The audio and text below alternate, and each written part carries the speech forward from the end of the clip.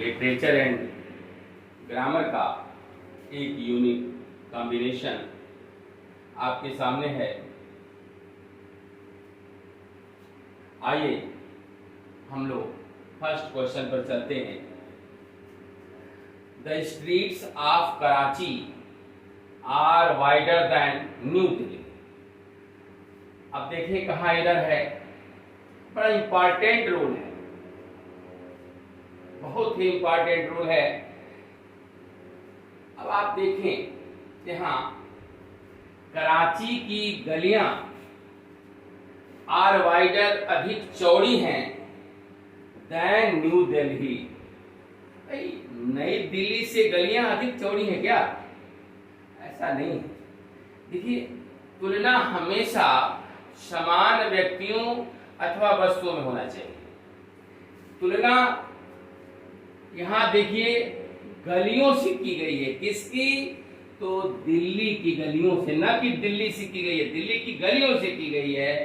और आपको पता है कि अगर सिंगुलर नाउन से तुलना किया गया हो तो दैट ऑफ, और प्लूरल नाउन से किया गया हो तो दोज ऑफ का प्रयोग करते हैं। तो आप देखें ये होगा the street of Karachi are wider than those of और दैट ऑफ। देखिए स्ट्रीट प्लूरल है, इसलिए क्या होगा? Those of. क्या है? इरर है, यही हो गया, यानी इरर यही है आपका दोज ऑफ न्यू दिल्ली, न कि न्यू दिल्ली से तुलना की गई है। अगर यही होता the street of Karachi is wider than, तब आप लिखते दैट ऑफ न्यू दिल्ली। तो are you getting my point? अब आए नेक्स्ट क्वेश्चन पर। Your pen is better than that of mind. आपका पेन अधिक बेहतर है अपेक्षा किसके? मेरे। ये देखिए यहां पॉजिटिव प्रोनाउन का प्रयोग किया गया है और इसके साथ हम नाउन नहीं रखते। यहां देखिए इसमें मेरे पेन की बात कहीं से आ गई है, इसमें हम नाउन को रिपीट नहीं करते। वही देखिए योर पेन, आपका पेन, यहां पॉजिटिव एडजेक्टिव है और आपको पता है कि नाउन के पहले ही पॉजिटिव एडजेक्टिव आता है। प्रोनाउन आएगा तो अकेले आएगा। तो यहां कहां गलती हो गई? यहां देखिए, यहां दैट ऑफ का यूज आपको नहीं करना है। Your pen is better than mine. क्या होगा? अब देखिए अगले क्वेश्चन पर, to be there in high spirit. आप देखें कहां मिस्टेक हो गया है। 10 सेकंड का समय दे रहा हूं, आप जरा सुनिए, बहुत इंपॉर्टेंट रूल है। We were in high spirit. My dear guys, आपको पता है कि हाई, लो और गुड के बाद स्प्रिट हमेशा प्लूरल में होता है। स्प्रिट हमेशा ये प्लूरल में होता है माय डियर, याद रख लीजिए। कुछ तो चीजें ऐसा है कि उसको रट्टा मार लीजिए। हाई, लो, गुड। अच्छा, यहां स्प्रिट का मतलब क्या है? स्प्रिट का मतलब होता है मूड, मिजाज। यानी हमारा जो मिजाज है वो बहुत हाई पे है, यानी बहुत अच्छे में है। आप इनको रख लीजिए। हाई, लो, गुड के बाद हमेशा स्प्रिट प्लूरल में होता है। ये पॉइंट आप नोट कर लें। आइए नेक्स्ट क्वेश्चन पे चलते हैं। 2/3 दी वर्क इज डन। अब आइए 2/3 द वर्क इज डन। ये देखिए 2/3 fourth fifth, third fifth, one fourth, ये क्या होते हैं? ये हमेशा प्लूरल में होते हैं। किस में होते हैं? प्लूरल में होते हैं। तो यहां थर्ड्स होगा। आइए इसमें क्या, अच्छा इसमें देखिए, इसमें कौन सा फिगर ऑफ स्पीच है आपको बताना है। चलिए सोचते रहिए, तब तक हम ऑप्शन आपको दे रहे हैं। सिमली,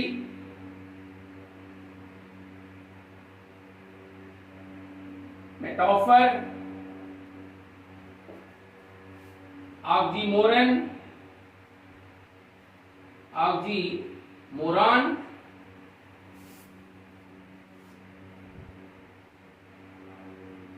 एंटीथेसिस। अब आप बताएं इसमें कौन सा फिगर ऑफ स्पीच है?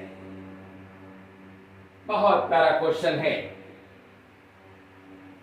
My dear. I feel sweet pen. इसमें बहुत सारे पॉइंट हैं जो ग्रामर ऑफ यूज से आपको दिमाग में रखना है। सबसे पहले तो आप फील को समझिए।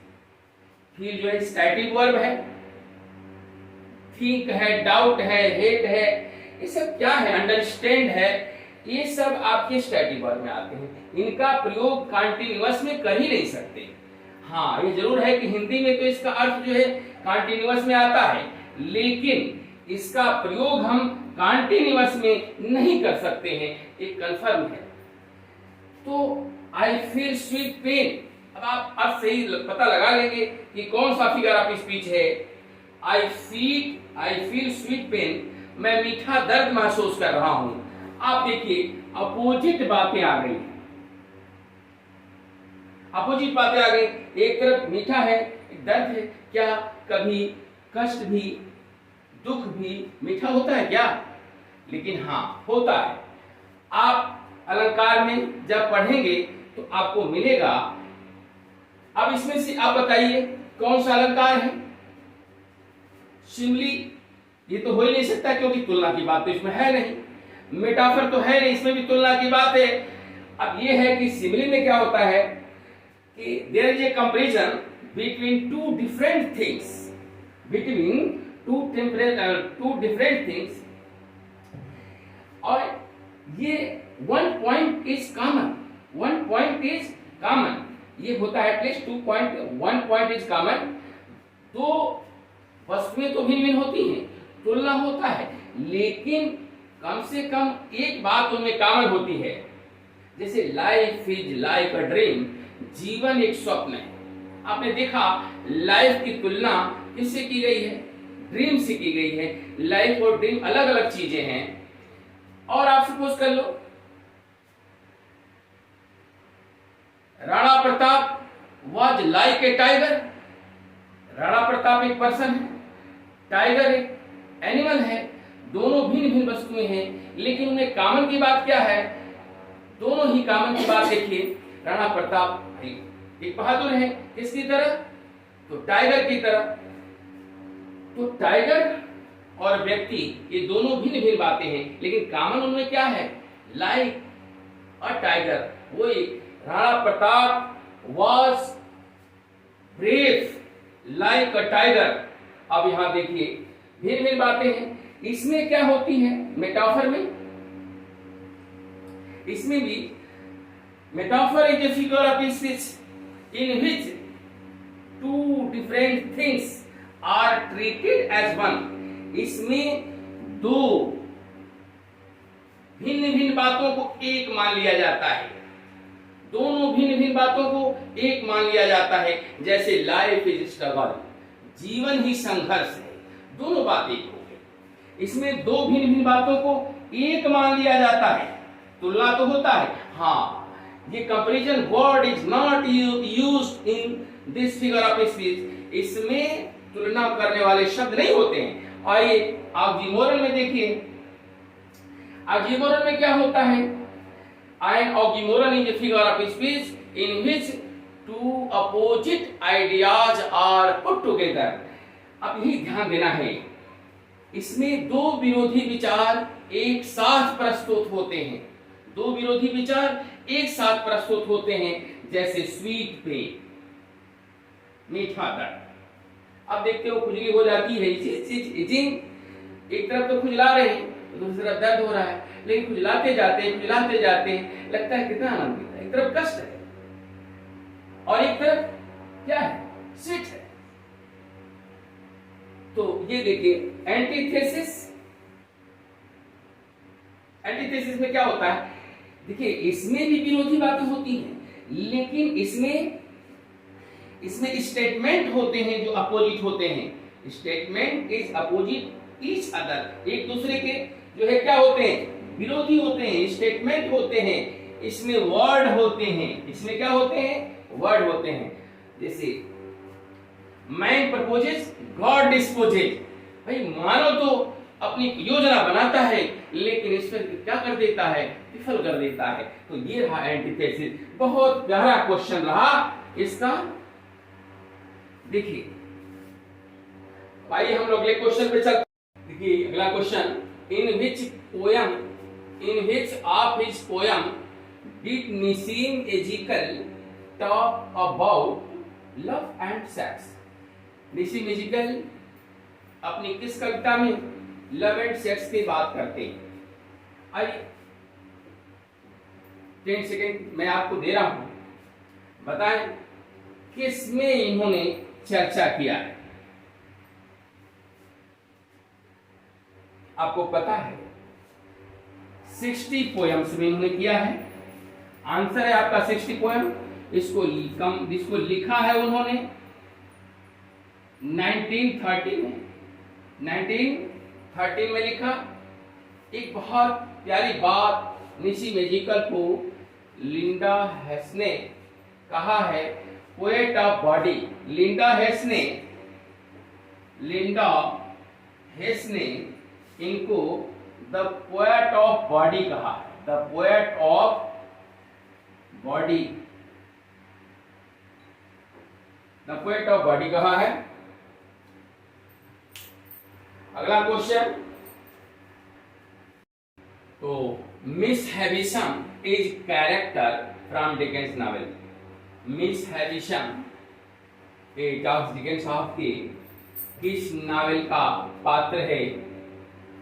10 सेकेंड, थोड़ा वीडियो लंबा होना है इसलिए मैं बहुत व्याख्या इस पर नहीं कर रहा हूं। ग्रेट एक्सपेक्टेशन, राइट आंसर है great expectation. Charles Dickens father was a, Charles Dickens के पिताजी क्या थे, पीजेंट किसान थे, राइटर लेखक थे, क्लर्क लिपिक थे। नन ऑफ दीज इनमें से कोई नहीं। बताएं, आपको मालूम है चार्ल्स डिकेंस के पिताजी नेवी में क्लर्क थे। किसमें क्लर्क थे, नेवी में क्लर्क। आइए हम लोग अगले क्वेश्चन पे चलते हैं। Act of stealing something small quantities. हाँ, यानी छोटी मोटी जो चीजें होती हैं, चोरी होती है, छोटी मोटी जो चीज चोरी करने की जो बात होती है उसको कहते क्या है, छोटी चोरी। अब देखिए इन सब की व्याख्या, पीलेज, पीलेज का मतलब होता है लूट का माल, लूट का माल।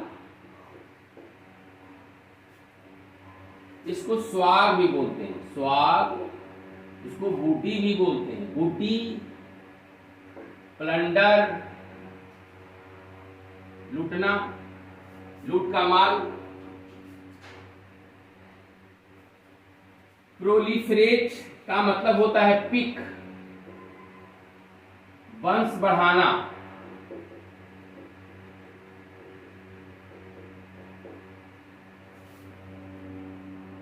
और यही है पिल्फ्रेज, इसी की होती है छोटी चोरी।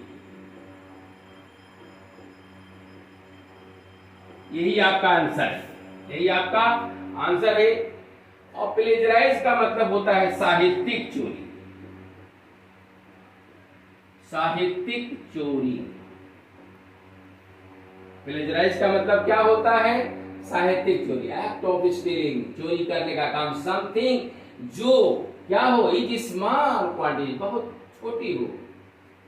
अगला question, choose the correctly spelled word. इसमें आपको बताना है कौन सी स्पेलिंग करेक्ट है। स्पेलिंग तो बच्चों की तरह रटना पड़ेगा, इसमें इसका कोई विकल्प नहीं है, there is no option, you will have to claim in every condition, आपको रटना ही पड़ेगा। तो यहां देखिए ये गलत है, क्लैंडेस्टाइन, ये आपका सही है, क्लैंडेस्टाइन, CLANDESTINE, क्लैंडेस्टाइन, इसका मतलब होता है सेक्रेट, लेटेंट, गुप्त। ठीक, स्पेलिंग तो कुछ स्पेलिंग आपको एकदम रट्टा होना चाहिए। जैसे यहाँ आप देखिए, रटने की बात आप हम कर रहे हैं, जैसे यहाँ हम पढ़ते हैं कोलोनेल, लिखते हैं कोलोनेल, अब पढ़ते हैं कर्नल। अब बताइए रटना पड़ेगा कि नहीं रटना पड़ेगा? हम लिखते हैं लेफ्ट, देखिए LIEUTENANT, हम पढ़ते हैं लेफ्टिनेंट, हम पढ़ते हैं लेफ्टिनेंट और लिखते हैं ल्यूटिनेंट। रटना पड़ेगा कि नहीं रटना पड़ेगा?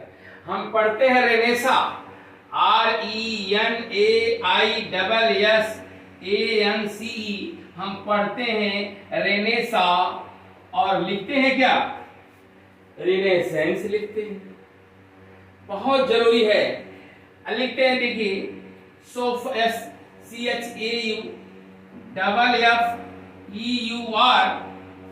पढ़ते हैं सोफर, जिसका होता है कार चालक, कार चालक। आप बताइए रटना पड़ेगा कि नहीं रटना पड़ेगा? सोफर पढ़ते हैं इसको, तो इसलिए कुछ स्पेलिंग तो you will have to claim, आपको रटना पड़ेगा। And write again and again, make yourself in the habit of writing words.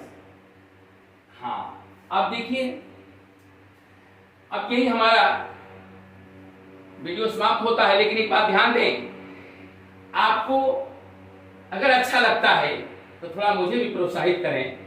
कोई कभी होता है, अगर आप कितनी हास्य कविता सुनते हैं और सुन के चुपचाप बैठे रहते हैं, ये बताइए जब आप ताली बजाते हैं तो बहुत अच्छा प्रदर्शन करने लगता है।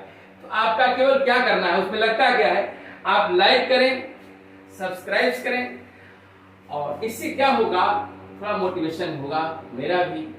इसलिए आपसे निवेदन है कि कम से कम जो भी अगर आपको अच्छा लगता है लाइक जरूर करें। हाँ, अगर नहीं अच्छा लगता है तो डिसलाइक भी कर दीजिए, हमें कोई चिंता नहीं है। कुछ तो करें कमेंट, ताकि हम समझें कि हमारा जो परफॉर्मेंस है वह कैसा है। लेकिन मैं आपको विश्वास दिलाता हूं, ये जो क्वेश्चन के जो सीरीज मैं आपको दे रहा हूं, ये there will no problem in appearing the examination TGP and PGT। So that's all.